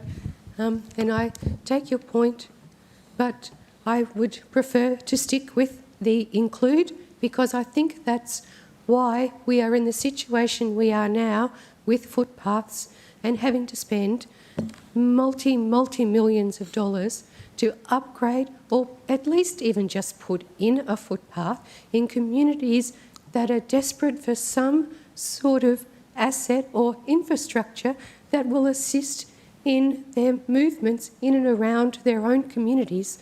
And as Councillor McMahon just said, there's no way you're going to get up in the morning in winter and get wet shoes to go walking when all you want is some concrete to walk on. And I just think the reason we are in the situation now is because it hasn't been a priority and it is always going to be below the line. And I think we need to have a commitment going forward that this is what we will give to the communities of our region.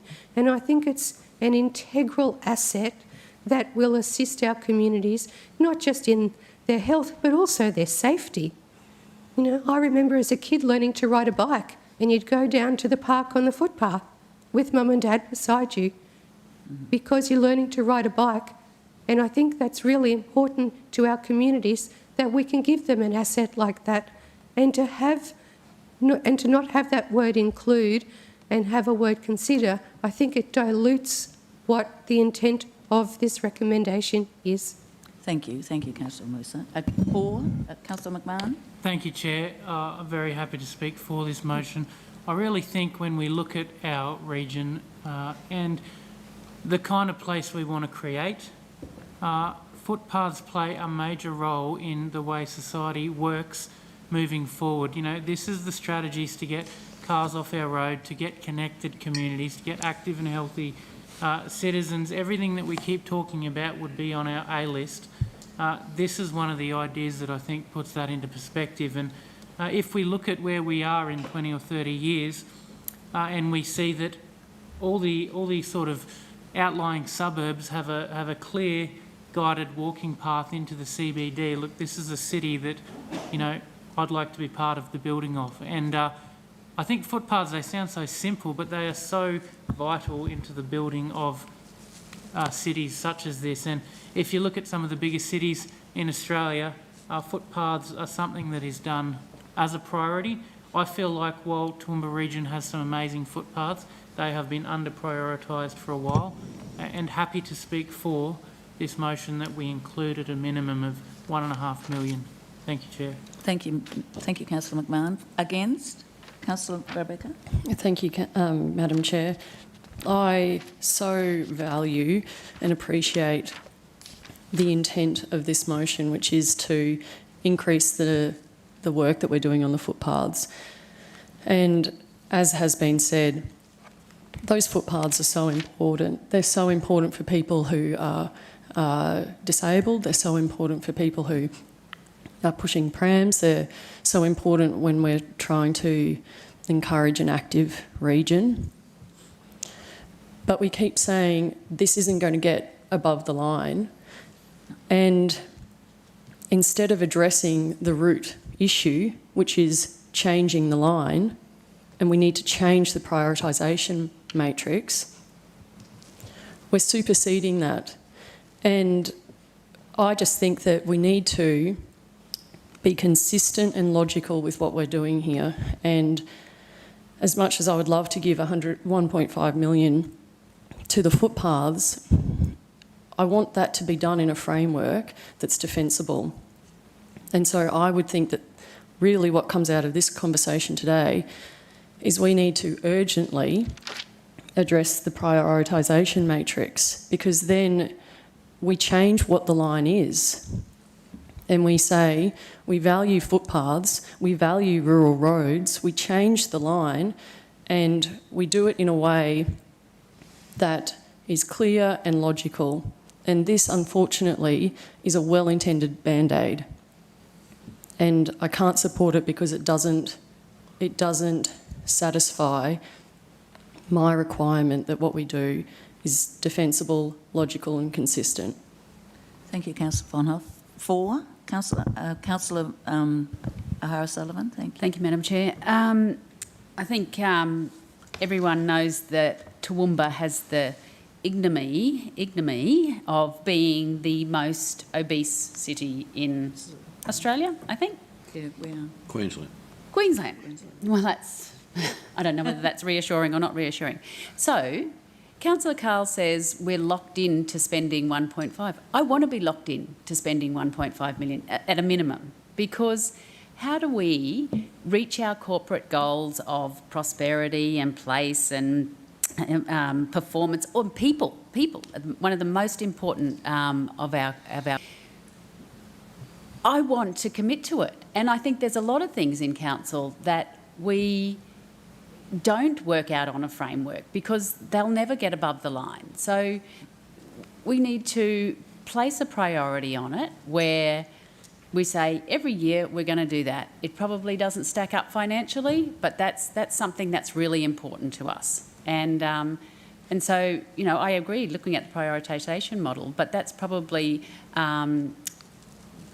more for the sort of for the hard infrastructure of our organisation rather than the social or softer projects within our organisation. That, like libraries, like pools, we subsidise all of those. It's all about priority. What's our priority as a council? So I'm happy to support it very much so. Thank you, Councillor Megan. Against? Is there a speaker against? No. So we'll can I flag an amendment? Sorry, Councillor. Can I flag an amendment? Well, you can attempt to make an amendment. Yes. No, just if this goes down, I'd be happy to say that we postpone. Well, you might be flagging that we make an amendment. You'll make an amendment should it not be adopted. Thank you, Councillor. Madam Chair, could I just add some data that might be useful for the chamber? It may give some value. I was just flicking through this current financial year's budget as to what's been spent and what the actuals are and what's been put forward. So we put forward around about the... Hang on. I'm going to find that figure's not quite right here. It's well and truly close to the figure that's being mooted as being spent. So we're not talking about something that's outlandish here. If we were, then I could consider conversations, but it's certainly close, very close, if not accurate, to the figure that's been put up there for this current financial year. Thank you, Councillor McDonald. Councillor Melissa Taylor, I'd ask you to sum up. Thank you. Thank you, Chair. And I thank everyone for their comments around the table today, because to me that's what democracy is, and that's what I value most in this chamber. But I honestly believe that we need to do this.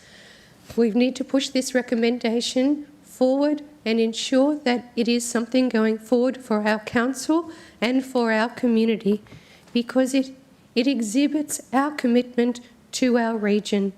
I am chair of RAPTAC, which is a committee all about active transport within our region, and it's really important to the members of our community that we not only upgrade, but we also future preserve this asset.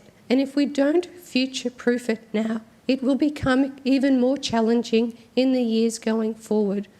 And I thank Councillor McDonald for his comment just then, because it isn't an outlandish amount of money. We are close to it and have been close to it, I believe, for a couple of years now. I just want to ensure that we include a minimum going forward so that this asset is one that our community can use, and it is always readily available, and one that,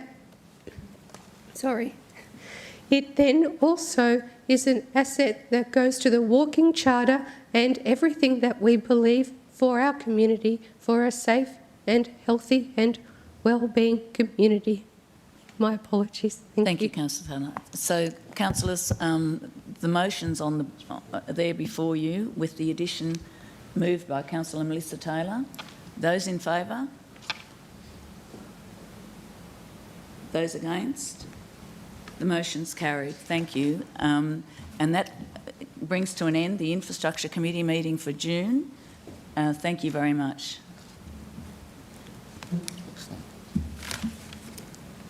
I think we now have planning coming.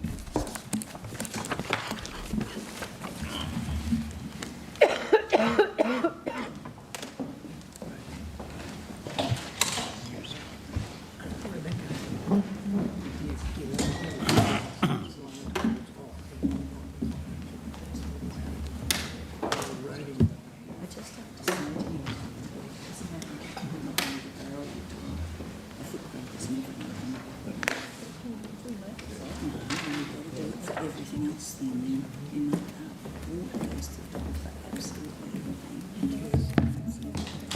We took £4 out for 2 years. Thanks, everyone. We resume the Planning and Development meeting. Can I have someone move that we go into confidential, please? Councillor O'Shea, Councillor Mr Taylor, all those in favour? Thank you. Item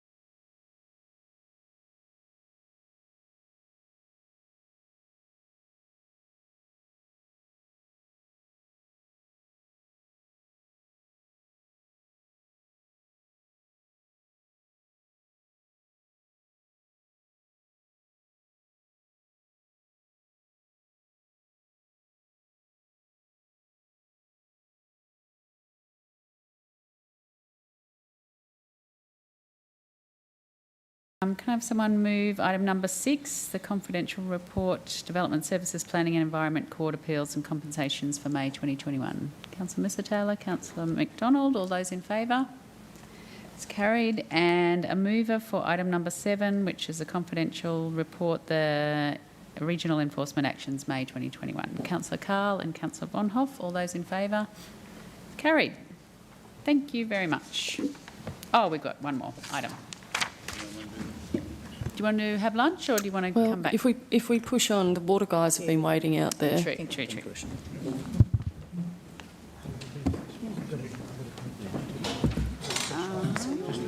That's famous last words, Mike. Do you want to recess another session?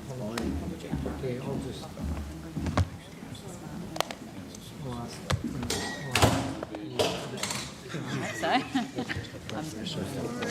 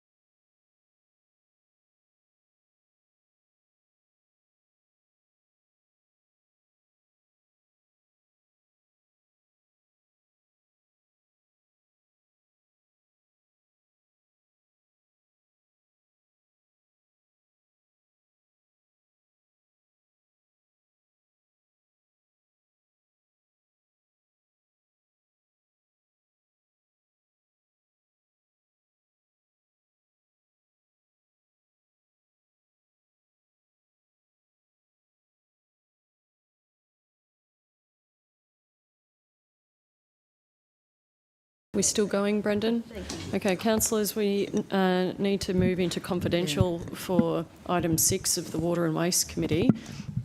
Now, before we do that, I'm sorry, Councillor Carl, you need to do an apology for this item, is that correct? Yes, Madam Chair, may I? I need to take my wife to the specialist, and thank you, councillors, for your well wishes the other day on the email. It was very much appreciated. Thanks, Councillor Carl. So do I have a mover to accept Councillor Carl's apology? Councillor Taylor, Councillor Antonio, all those in favour? That's carried. Thank you, Councillor Carl. And now a mover and a seconder, if you would, to move into confidential, please, Councillor. Councillor Summerfield, Councillor Taylor, Melissa Taylor. All in favour? Carried. Thank you.